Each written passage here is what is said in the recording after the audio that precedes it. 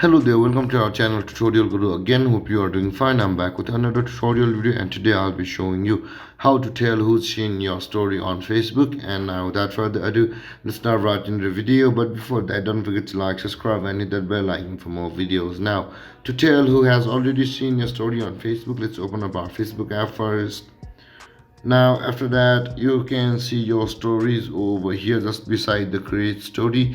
Tap on your story and let's pause this, and when you see on the bottom left corner of your screen, there you can see one viewer on all of my stories.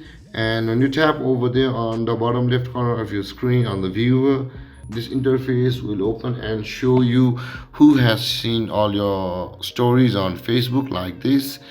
And there guys, this is how to tell who has seen your story on Facebook.